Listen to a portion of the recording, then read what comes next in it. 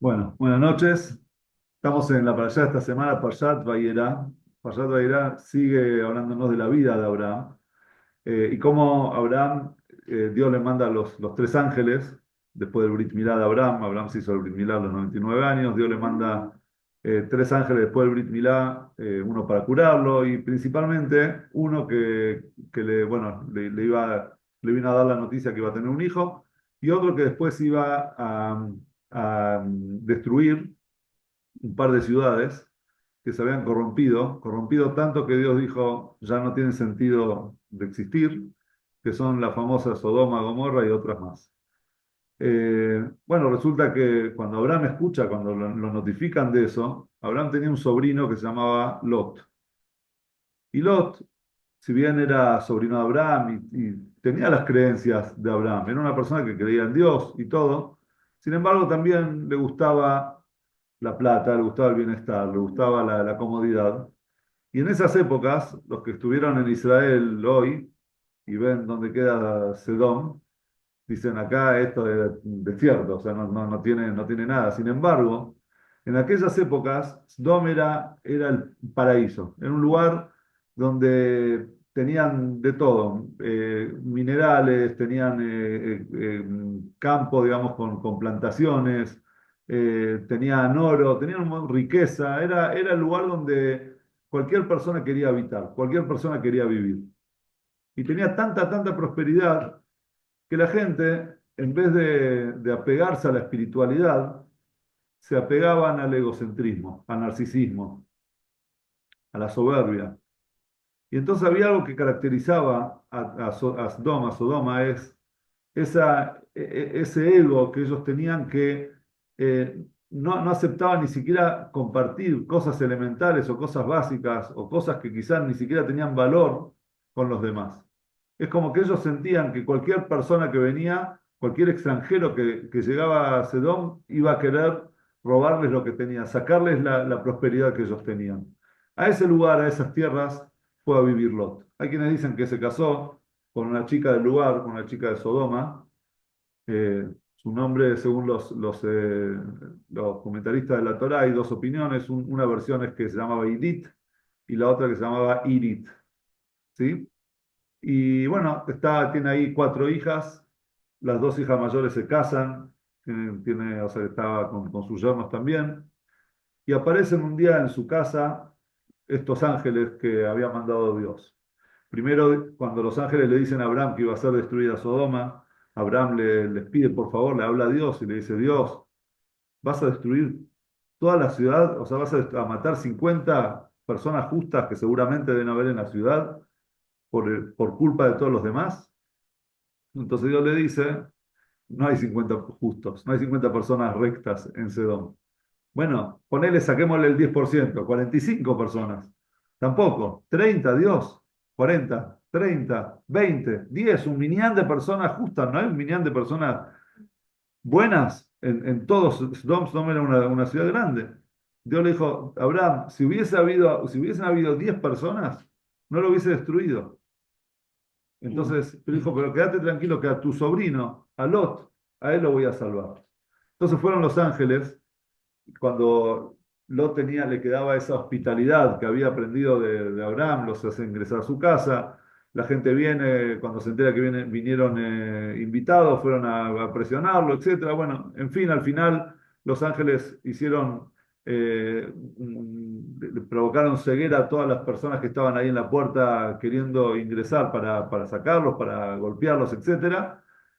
Y al final les dice a Lot, lo agarra a Lot y a la esposa le dice, escúchenme, agarren a su familia, agarren a sus hijas y váyanse, escápense de acá porque Dios va a destruir Sodoma y Gomorra. Entonces Lot le costaba, pero bueno, habló con las dos hijas, habló con los yernos se les mataron de la risa. Oh, Lot, ¿qué sos? Nosotros somos de acá, somos de Sodoma. ¿Qué me estás hablando ahora de que va a venir Dios a destruir? Ellos no entendían que estaban obrando mal. Entonces agarran los ángeles, le dicen a Lot, los agarran, la Torah cuenta que los agarran, los empujan de las manos, váyanse, los sacan de la casa, entonces se va Lot con su esposa y sus dos hijas solteras, se escapan. Pero en esa corrida, digamos, cuando se estaban escapando, reciben una orden por parte de los ángeles, una única orden. ¿Cuál era la orden? No miren para atrás, no miren hacia atrás. ¿Qué pasó? Lot se empieza a escapar y la esposa de Lot mira hacia atrás y nos dice la Torá un versículo que es un poco como suelto el contexto. Se convirtió la esposa de Lot, se convirtió en un pilar, en una estatua de sal hasta el día de hoy. Hasta el día de hoy. Hasta el día de hoy hay guías turísticos que te llevan en Israel, muestran un pilar de piedras y dicen, esta es la esposa del otro, se sacan fotos. Hay como, pero no estamos seguros, no hay una evidencia, digamos, real que compruebe que sea la esposa de Lot, pero sí que existe hasta el día de hoy. ¿Y cómo sabemos que existe hasta el día de hoy? Porque el Talmud trae temas alágicos con respecto, se pregunta temas alágicos con respecto a esta estatua de la esposa de Lot. Por ejemplo, dice el Talmud que todo aquel que ve la estatua, digamos, el pilar de la esposa de Ruth, tiene que decir la brajá de Baruch Dayana Emet. Sí, bendito el que juez de la verdad. O sea, que es una alajá, es una brajá, hay que decir la bendición. Quiere decir que si el Talmud te lo está diciendo es porque existe.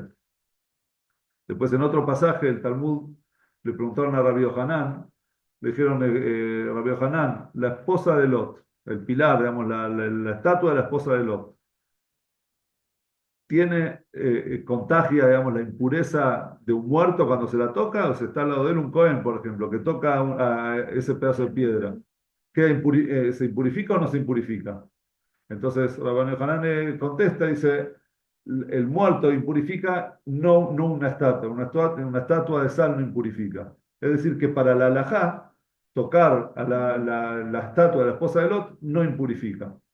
O sea, más allá de si impurifica o no impurifica, lo que vemos es que el Talmud lo da por hecho que existe la esposa de Lot hasta el día de hoy. Y Flavio Josefo lo escribe también en uno de sus libros, que él vio a la estatua de la esposa de Lot. Entonces, entre otras cosas, digamos, hay muchas cosas que los historiadores lo toman como mito, pero el tema de la esposa de Lot es un tema que muchos la buscan y hay diferentes versiones y diferentes, digamos, dónde ella se encuentra. ¿Por qué es tan importante? En realidad, es un texto que hay muy pocos comentarios al respecto, pero aún así es un tema que hasta el día de hoy sí existe, porque hay un mensaje que Hashem nos quiere dar. ¿Y por qué? Porque hay un mensaje que Hashem nos quiere dar? Porque no es normal, no es común un castigo de ese estilo, que por mirar atrás, de repente, ¡pum!, se convierte en una estatua de sal. ¿Y por qué la sal? ¿Por qué de sal? ¿Por qué no de otra cosa? Bueno, uno dice, bueno, porque a sal había en la zona, había sal, porque era el Yamamela que está ahí, el Mar Muerto. Pero en realidad, si nosotros vemos hoy como en la geografía del lugar, eh, no parece ser que en alguna época en Sodoma hubo tierra fértil y fue un lugar así próspero. Entonces hay quienes dicen que el Yamamela o la zona se convirtió, digamos, se secó justamente a raíz de la destrucción de Sodoma. Como dice la Torá, bueno, acá en la parashá de esta semana nos dice que Dios hizo llover, digamos, fuego con azufre, sí, con químico. No sé, y acá lo traduce de otra manera, ya me voy a fijar. Eh, pero pero en el libro de Dvarim, cuando habla, recuerda también lo que pasó con Sedom, la Torá nos dice, Gofrit Vamelach Serefá Kol. Además, a ver cómo lo traduce, déjame. Sufre, sufre, Gofrite lo traduce a azufre, pero acá puso otra palabra, no sé por qué, pero acá está. Gofrit, capaz que es lo mismo, ¿no? Pero eh, sulfuro de azufre es lo mismo. sí, Sí, sí, bueno, sí. entonces azufre y sulfuro. Perdón la ignorancia. Entonces, en el libro de Darim dice que Hashem hizo Gofrit Vamela, mandó las dos cosas, azufre y sal. Entonces, Sulfato de sodio. sulfato de sodio, así sería, ahí está. Entonces, por eso se convirtió en lugar, de repente se quedó seco. Y hay quienes dicen también que quizás había ahí como un mar y después por el calor y del incendio ese, se secó el mar, o sea, el agua se evaporó y quedó una alta concentración de sal. Es decir, hay diferentes opiniones al respecto. Pero lo que es importante es que acá la Torá, con todas estas cosas que son un poco enigmáticas, seguramente nos quiere transmitir, o por lo menos nosotros debemos aprender algo de todo esto. Entonces, para empezar, vamos a hablar un poco, primero vamos a dar un mensaje sobre lo que era la idea de Sodom, de Sodoma y Gomorra, y qué fue lo que pasó y qué es lo que nosotros aprendemos. Y sobre el final vamos a ver también qué significa eso de mirar para atrás, ¿sí? ¿Por qué estaba prohibido mirar para atrás? Entonces, para empezar, vamos a ver cuál es el concepto de Sodoma. ¿Dónde encontramos nosotros? Todos, bueno, sobre Sodoma hay muchas, mucho, no sé si llamarlo mitos o cosas de lo que era Sodoma, pero todos están de acuerdo que Sodoma no era un lugar bueno, no era un lugar donde la gente, donde había gente buena o que la gente se comportaba de forma buena. Pero el Pirkei Avot nos describe a Sodoma, en una parte dice que hay eh, cuatro tipos de personas, ¿sí? Creo que eran cuatro. El que dice, lo mío es mío y lo tuyo es tuyo. El que dice, lo mío es tuyo, lo tuyo es mío. El que dice, lo mío es tuyo y lo tuyo es tuyo. Y el que dice, lo tuyo es mío y lo mío es mío. ¿Sí? O sea, Sheli, Shelach, Shelach. Bueno, ahí en el Pirkei Avot nos dice que, eh, dice así, aquel que dice, Sheli, Sheli, Veshelach, Shelach, lo mío es mío y lo tuyo es tuyo. No nos molestemos, yo te respeto a vos, vos me respetas a mí. Exactamente, ponemos una barrera en el medio. Vos no me pidas a mí, yo no te pido nada a vos, cada uno con lo suyo y se terminó. Esto dice Zumidad Benonit, es una cualidad promedio. Y hay quienes dicen, V'yeshomrim Zomidat Sdom. Esa era la cualidad de Sodoma. Sodoma no existía compartir con el otro. En Sodoma no existía ver las necesidades de los demás. Sodoma, cada persona tenía lo que tenía y les costaba dar hasta la sal, que era algo que no tiene nutrientes, que no tiene nada importante más que dar gusto a la comida, que ahora vamos a hablar de ese tema. En Sodoma no se compartía. Y no es que no se compartía bueno, que quiere que comparta, pero nadie lo compartía. Al contrario, se había hecho como una ley de no compartir. En Sodoma no se comparte, punto. Por eso cuando llegaron los ángeles a la casa de Lot y Lot les abrió la puerta, fueron todos los vecinos de Sodoma a decir, ¿qué haces invitando gente? ¿Qué haces compartiendo tu casa con los demás? ¿Qué haces compartiendo tu comida con los demás? Eso era Sodoma. Y voy a hacer un paréntesis, algo muy lindo que leí una vez sobre, quizás pocos conocen la costumbre de hacer Maim Aharonim. ¿Qué es Maim Aharonim? En hebreo literal es aguas posteriores. ¿Qué son aguas posteriores? Cuando uno va a comer pan, todos conocemos el Netilat Yadayim, nos lavamos las manos, hacemos Netilat Yadayim. Pero después de la comida, antes de Birkat Hamazon, antes de bendecir, de hacer la braja del final, se agarra un poquito de agua y se pone en la puntita de los dedos, ¿sí? Se pasa un poco por la boca. Y de hecho el Talmud dice Maim Aharonim Jobá, que el Maim Aharonim es obligación. Hay comunidades que no acostumbran hoy a hacer Maim Aharonim, otras que sí, pero el motivo original de por qué se hacía eso es porque antes la gente comía con los dedos, antes no habían cubiertos. Y la sal de Sodoma, es decir, la sal de Sodoma era algo simbólico que ahora vamos a ver. La sal era mucho más salada que lo que es hoy, era más pura. Y podía pasar que uno comió con las manos, con los dedos, y después, sin querer terminó de comer, se tocó los ojos o lo que sea, y podía traerle ceguera, podía traer algún tipo de problema, algún tipo de enfermedad, de infección, etcétera. Entonces, la Torá nos pide que después, cuando terminamos de comer, hacer Maimachronim para no correr ese riesgo. Hoy en día la sal ya no es tan salada y nosotros comemos con cubiertos. ¿Por qué? Aún así, muchas comunidades seguimos haciendo maimajronim, tenemos esa costumbre. Entonces leí una explicación muy interesante que es la sal, perdón, el Talmud cuando nos dice eso dice Mishum Melach Domit, trae, el motivo es por la sal de Sodoma, que era muy fuerte, etcétera. Pero la sal de Sodoma en realidad es un simbolismo. Sodoma es un simbolismo. Ella no existe, no. O sea, no existe como ciudad como lo que era antes. Aún así, existe Sdom en la forma de ser de la persona, en ciertas características egoístas, el individualismo. el individualismo, el egoísmo que puede llegar a tener la persona. ¿Y qué es Melach Sdomit? Melach, la sal de Sodoma era algo que abundaba, o sea, había en abundancia. Y la sal, como dijimos recién, no es comida. Nadie va a a un restaurante y dice, che, ¿me das un plato de sal, por favor? No, vas a pedir mil cosas y la sal está en la mesa. O sea, la sal es algo que acompaña a la comida. Pero no es algo que tiene, digamos, mucha importancia. Importancia en el sentido nutricional. Entonces, aún así, en Sodoma no se compartía ni siquiera la sal. Y entre ellas, ¿quién era la que no compartía ni siquiera la sal? La esposa de Lot. La esposa de Lot era de Sodoma.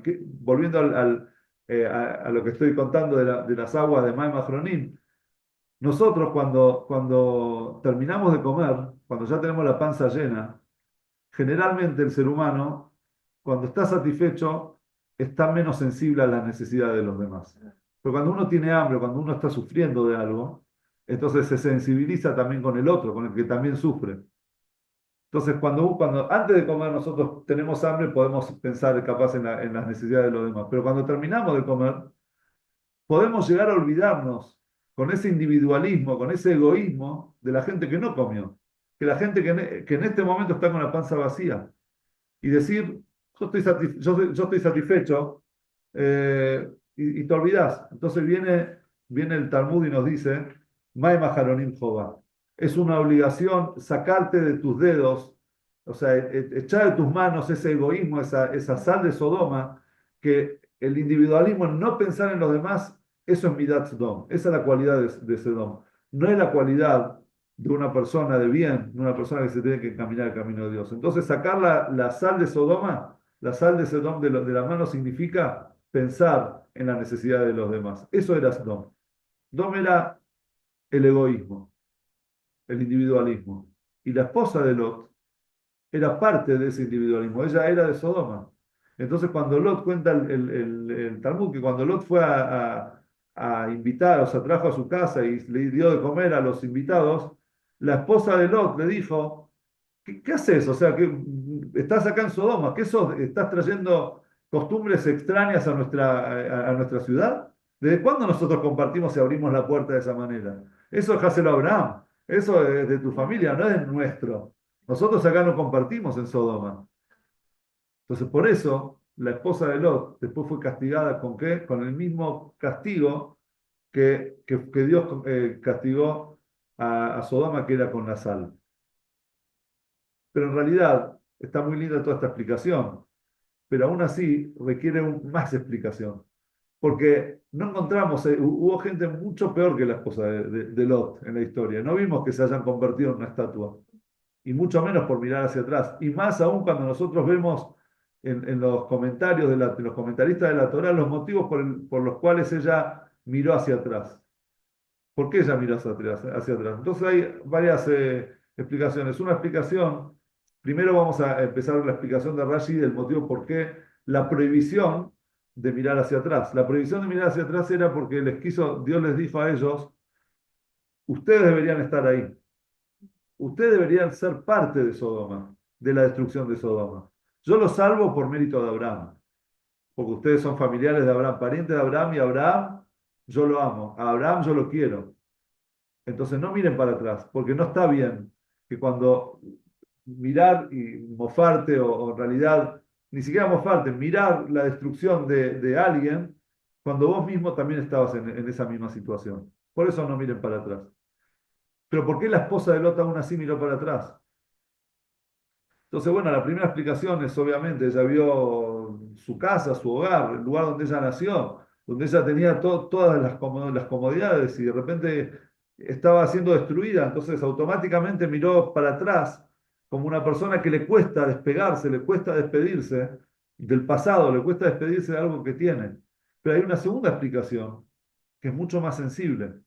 A ella le quedaron dos hijas casadas allá y una madre tiene esperanza hasta el último instante, hasta el último minuto de vida, que quizás al final esas dos hijas hayan salido corriendo con sus maridos y hayan salvado sus vidas. Quizás se rieron de Lot cuando él les comentó, pero al final recapacitaron y dijeron, escuchá, se van mis padres, se van mis hermanas, vamos nosotros también.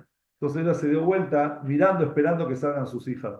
Y siendo así, ¿por qué la convierte Dios en no debería ser al revés? No debería decir, mirá lo que es una madre. Claro. ¿Por qué la convierte entonces en una estatua de sal? Estas son preguntas que se hacen sobre la historia esta de la esposa de Lot. Pero la primera explicación, o sea, entendemos en realidad que esta historia, más allá de contarnos una historia, porque la Torá no es un libro de cuentos, la Torá no es un libro de historia. La Torá es un libro, como dice la misma palabra Torá, que significa orá. Orá es una enseñanza. La Torá es un libro de instrucciones para la vida, las formas en las que nosotros nos tenemos que encaminar y comportar. Quiere decir que cada historia en la Torá es un mensaje. Cada historia en la Torá es una enseñanza. Entonces, si la Torá de repente nos cuenta que la esposa de Lot hasta el día de hoy se convirtió en una estatua de sal, es porque hay algo, una enseñanza en eso. ¿Y cuál es la enseñanza? La, una de las cosas es esta discusión sobre la importancia de la tzedaká, sobre la importancia de la ayuda al prójimo.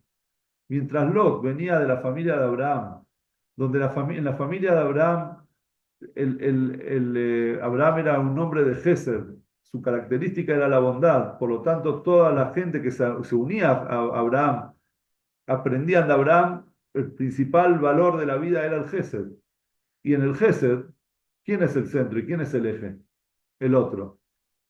En el Gesed, en la bondad, la persona no se pregunta en qué me beneficio yo con esto. Claro. La persona que se pregunta, ¿a quién puedo beneficiar? Yo estoy en este mundo para beneficiar al otro. Estoy en este mundo para ayudar al otro. Porque si hubiese sido un mundo donde únicamente me tengo que beneficiar a mí, Dios me hubiese creado solo. Hubiese hecho una sola persona que viva sola en el mundo y se autoabastezca y crezca. ¿Por qué Dios hizo un mundo con muchas personas? Es para que uno se pueda brindar al otro, para que uno pueda ayudar al otro. Y de hecho, la palabra tzedaká, ya lo dijimos varias veces, la traducción significa justicia, no significa caridad. ¿Por qué justicia? Porque cuando una persona abre su mano y le da al otro, a un necesitado, a quien sea, le da una ayuda, una colaboración, no está haciendo un acto de bondad, está haciendo un acto de justicia. Porque un acto de bondad sería que yo en realidad no debería hacerlo, pero como soy tan bueno, entonces decido ayudar. Eso sería un acto de bondad. El acto de justicia es un acto que es una obligación. Es justo que vos lo hagas. En otras palabras, si vos no das, estás cometiendo una injusticia. O sea, que la plata que vos tenés en tu bolsillo en este momento, que podrías dárselo a una persona que lo necesita y no se lo das, te estás quedando con plata que no es tuya. Ese es el concepto de la tzedaká y esa era la gran discusión entre Lot, sobrino de Abraham, y su mujer, que era sodomita, una mujer que había nacido y había crecido con los valores, los malos valores que tenían en Sodoma. ¿Y existe Sodoma? Existe el lugar, digamos, la región, un lugar que se llama Sodoma. ¿Y la sal sigue produciéndose? O sea, ahí está el Mar Muerto, que es todo sal. Claro, ahí es sal, es seco. ¿Sí? Eh, muy bien. Lo interesante es que en realidad se genera una pregunta de eso, ok, entendemos ahora que la, la diferencia entre Lot y su esposa era que Lot escapó y salió de Sodom. ¿Qué significa escapó y salió de Sodom? No en lo literal, sino en lo conceptual. Lot se fue, se escapó de ese individualismo, de ese egoísmo que representaba Sodoma. Sin embargo, la esposa de Lot no se fue en ningún momento, si bien uno puede salir quizá de un lugar, es como se dice, como decimos nosotros sobre el pueblo de Israel cuando fuimos liberados de Egipto. No es lo mismo sacar al pueblo de Egipto que sacar a Egipto del pueblo. ¿sí? Uno puede salir de Egipto. Lo difícil es sacar a Egipto de las cabezas de las personas, la esclavitud de la cabeza de las personas. Entonces, cuando se fue la esposa de Lot, de ese egoísmo, se quiso, Dios le dijo, escapate, este es tu momento de seguir y ir para adelante. ¿Qué hizo ella? Mientras Lot miraba hacia adelante, ella se dio vuelta hacia atrás. Ella extrañaba, era la melancolía del pasado, de que yo en realidad pertenezco ahí, yo no me estoy yendo, no estoy saliendo del todo. Entonces a eso viene la Torá y le dijo a la esposa de Lot, vinieron los ángeles y le dijeron, no mires hacia atrás. Cuando una persona tiene que salir de la destrucción, tiene que salir de lo malo, y muchas veces lo malo no es externo, muchas veces lo malo puede ser también el sentimiento de culpa que nosotros tenemos, que no nos permite seguir adelante, sino siempre miramos hacia atrás y nos culpamos por el pasado, y uno dice, bueno, ya está el pasado, ahora lo importante es avanzar, lo importante es seguir adelante. El pasado es como un espejo retrovisor. Uno no maneja mirando el espejo retrovisor porque te chocas. Uno mira hacia adelante. Lo importante, la vista de la persona tiene que estar puesta en el camino hacia dónde va. ¿Cuál es el destino a donde él quiere llegar? El espejo retrovisor es para ver una vez cada tanto, echas un vistazo para ver que realmente te estás alejando del lugar de donde saliste, que estás en el lugar correcto, que está... Cada tanto podés recordar lo que fue, en donde estabas, para que te impulse y que te permita y que te ayude a ir adelante, a ir al destino al nuevo destino donde vos querés llegar. Pero si apenas salís de Sodoma, lo primero que haces es mirar y quedarte mirando para atrás, es porque realmente no saliste de Sodoma. ¿Y por qué fue castigada entonces convirtiéndose en un pilar de sal? Porque en realidad la sal tiene dos características, o sea, no dos características, tiene dos formas de uso. Toda junta, concentrada, ¿qué haces si comes una cuchara de sal? Pones cara de horrible, ¿sí? La sal no se come sola. El individualismo, cuando uno come solo, cuando uno es la sal en sí misma, Sodoma en sí misma, es malo, es feo, es contraproducente, no le hace bien a la sociedad. Sin embargo, la sal tiene la característica que cuando vos la esparcís un poco en la ensalada, un poco en la carne, un poco ¿no? Le da gusto a las cosas. Y no solamente le da gusto a las cosas, la sal también conserva, tiene el poder de conservar las cosas. Entonces, el desparramar, la sal es buena cuando se utiliza para otra cosa, se utiliza para otro. La sal en sí misma no es buena. Y eso es la idea, lo que Dios nos quiso a nosotros enseñar con esta historia. Si el ser humano se siente es individualista y piensa únicamente, el eje de uno está en sí mismo y no en el jefe de Abraham y no en los demás, entonces sos como un pilar de sal, que el pilar de sal como una cucharada de sal, que es horrible, que nadie lo va a comer. Pero si vos en realidad te brindás para los demás, si vos condimentás al otro, si vos conservás al otro, entonces tu poder es muy fuerte. Claro, o sea, si vas a realzar los sabores de los Exactamente. demás, claro. Ayudás a realzar los sabores de los demás, ayudás a conservar las cosas buenas y positivas de los demás. Entonces ahí en ese momento la sal no sirve. Y así es en realidad también volviendo al tema de la tzedaká. Es el tema de la tzedakah. Cuando la persona, la Torah nos enseña que de hecho está relacionado con la sal. ¿Por qué? Porque dice Melach, ya dijimos una de las últimas clases, eh, la historia cuenta que Rabbi Yohanan me parece, estaba yendo con su burro y de repente vio a una chica que estaba hurgando el excremento de los caballos en busca de algo para comer. Entonces le dijo, la miró y le dice, ¿qué hace hurgando en el excremento? Entonces ella le dijo, por favor, ayúdeme, Rab, yo soy la hija de Nakdimón Ben Gurión. ¿Quién era Nakdimón Ben Gurión? No Ben Gurión de ahora, ¿no? Ahora digo ahora porque en realidad esto es la época de Jerusalén, de Bet HaMikdash.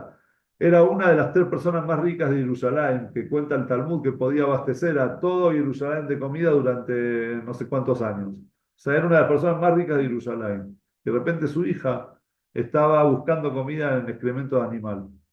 Entonces Rabbi Yohanan le dice, pero ¿qué le pasó a toda la riqueza de tu papá?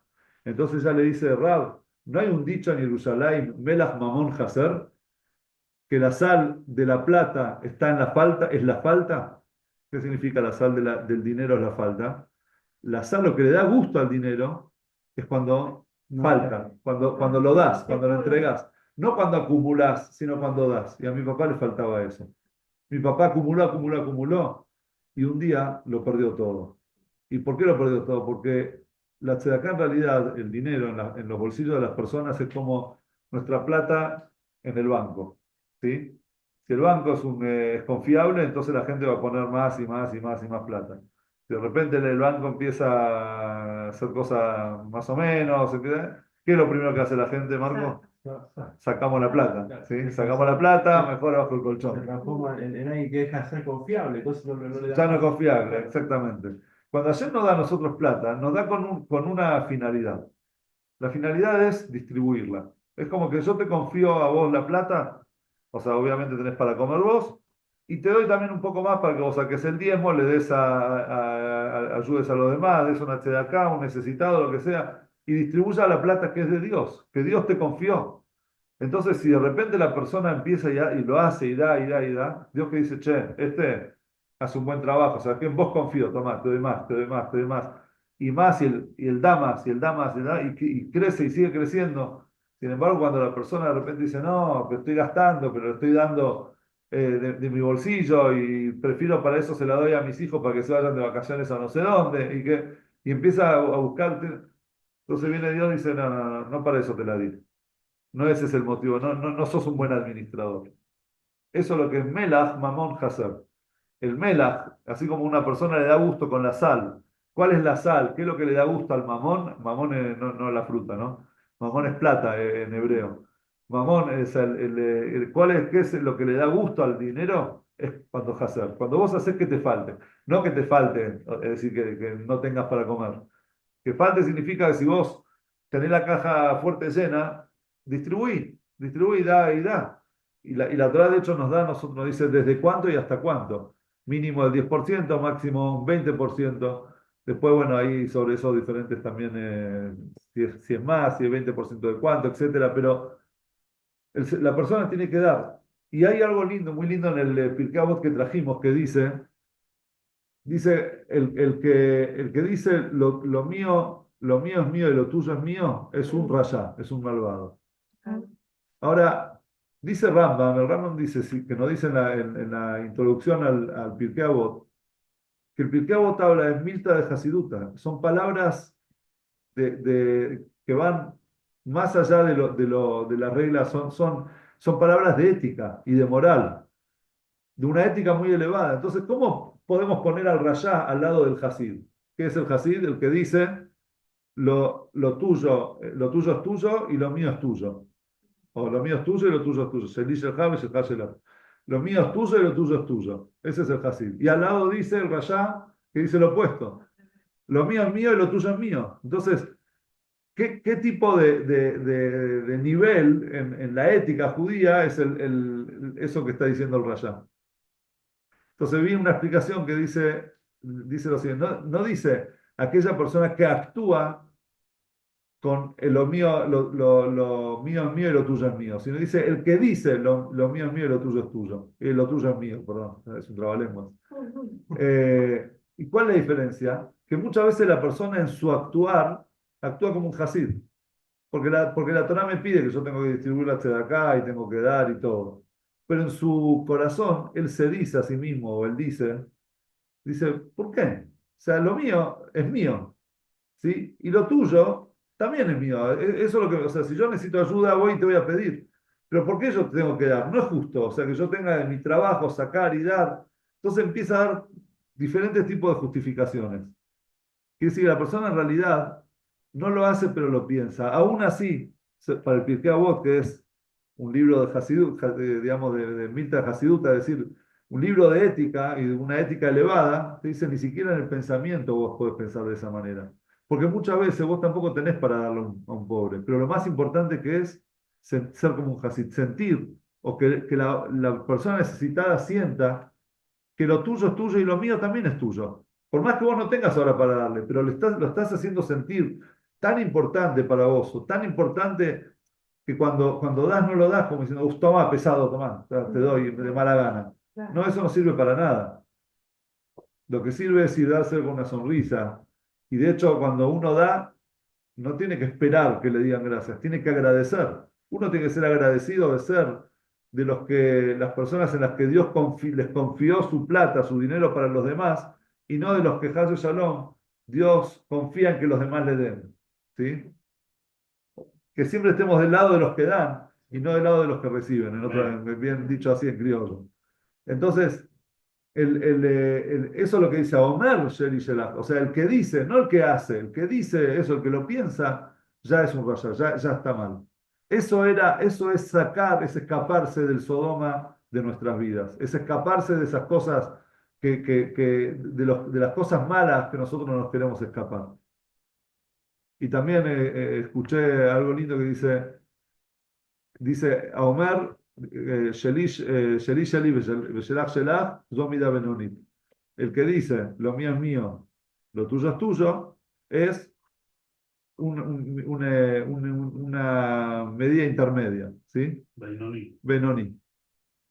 Pero, y hay quienes dicen, y es Omrim, Zo Midat Sodom, es la cualidad de Sodoma. Entonces, ¿cómo? ¿Cómo pasás de algo intermedio a ser Sodoma? Sodoma es lo peor que hay. Entonces, ¿cómo puede ser? O algo intermedio o Sodoma. Entonces, creo que era Rablau que escribió esto. Dice, no, al principio que dice, a Homer, un individuo, una persona que dice, lo mío es mío, lo tuyo es tuyo, bueno, mira Benoni, es una persona que piensa así, o sea, está bien, es algo intermedio. El problema está, cuando nos convertimos en Sodoma, cuando socialmente nosotros, y es Omrim en plural, hay quienes dicen, lo mío es mío y lo tuyo es tuyo. Cuando eso pasa a ser una política de Estado, es decir, nosotros no entregamos, nosotros no compartimos, cada uno con lo suyo, entonces ahí es Sodoma. Y lo que nosotros tenemos que hacer es salirnos de Sodoma y no mirar para atrás. Y el Sodoma no es únicamente de vuelta, no es únicamente el egoísmo, o sea, el egoísmo en el sentido de compartir con los demás. El egoísmo se refleja también cuando la persona se siente el centro de todo. El sentirse el centro de todo no significa que no comparto con los demás. Yo puedo compartir con los demás, pero desde el egocentrismo. Es decir, mira, yo soy tan bueno que doy acá. Yo y yo y yo y yo. La persona tiene el yo, eso es Sodoma. Tiene el yo muy, muy amplio. ¿Sí? Entonces viene la Torá en la pasada esta semana y nos dice, no mires para atrás. Cuando vos te estás escapando de ese yo, cuando vos realmente querés salir y elevarte y pensar en los demás, tenés prohibido mirar para atrás. Tenés prohibido mirar hacia el pasado y decir, pero un poquito de ego, un poquito eh, tenemos prohibido. Cuando se habla de egoísmo, cuando se habla de mirat dom, de esas cualidades de ese dom, no hay que mirar para atrás, hay que escapar. Hay que escapar así como se escapó Lot con su familia. Por eso es que quedó la esposa de Lot, quedó ahí ¿cómo se dice? Perpetrada, petrificada, como una estatua de sal. Sí. No mirar hacia atrás y una piedra. Es más o menos No, sí, pero eso es otro, como que las cosas tristes quedan atrás, quedan atrás. tirar Eh, una piedra. no sé, capaz que hay una costumbre así. Sé que se pone una piedra. Ah, yo también, pero Se pone piedra. Tirar una piedra no lo vi, pero sí, ojo, hay costumbres, y más en esos temas dentro del judaísmo, Baruch Hashem, tenemos de todo. tenemos muchas y lindas costumbres para conocer y aprender. Sigue aprendiendo. Hay ¿Cómo? costumbre de tirar la sal para Sí. atrás. Ah, sí. A la sal, sí, sí, se tiene. La sal para atrás. Al hombro izquierdo. Sobre el hombro y Ah, sobre mira. Con la el derecha. Pero debe tener algo que ver con... Bueno, no sé eso de tirar para atrás, pero sí hay un punto importante. Retomando, y con esto voy a terminar, con cómo funciona la sal, que la sal junta no es rica, pero la sal desparramada es buena. nosotros hay una ley, de hecho la sal, ritualmente en el judaísmo, muy importante, porque primero, en toda mesa de Shabbat hay jalá con sal. Se pone 3 veces en sal, ¿sí? La jalá 3 veces en sal. ¿Por qué se pone sal en la mesa de Shabbat? ¿Por qué la jalá se sumerge en sal? Porque la jalá en realidad representa, la mesa de Shabbat es como un altar. Y en el altar se traían las ofrendas, los sacrificios, y había una ley, dice al kol korban hat akriv melach. La regla decía que con cada ofrenda, con cada corbán, no importa qué corbán sea, si sea de carne, de harina, de lo que sea, había que ponerle sal. Se ofrendaba con sal, ¿sí? Entonces, como nosotros también tenemos la jalá, es como la ofrenda del Shabbat, entonces le ponemos 3 veces la sal. Y lo interesante es que, ¿cómo se dice sal en hebreo? Melach. ¿Cómo se dice pan? Mele. Lejem. Melech es rey. Eh, lejem, melach tienen las mismas letras, ¿sí? Y también la palabra jolam que es una de las vocales de nuestro abecedario, que es la más alta de todas. Entonces dice, el melach, la sal, que tiene que tiene las mismas letras que jolam, te eleva. Y te eleva a tal punto que también hay una otra palabra que dice jamol. Nosotros le pedimos a Dios jamol, jamol no me acuerdo de todo el versículo, jamol a Israel, es decir, le pedimos que tenga piedad por su pueblo. La palabra piedad, jamol también tiene las mismas palabras que lejem. Y por último también, mejal. Decimos mejal lanu, kapar lanu, decimos en Yom Kippur, mejal, ¿qué es? Perdoná, es decir, tener piedad y perdonanos. Todas tienen las mismas letras que la palabra lejem, melach, ¿sí? O sea, en otra palabra, todas suman lo mismo.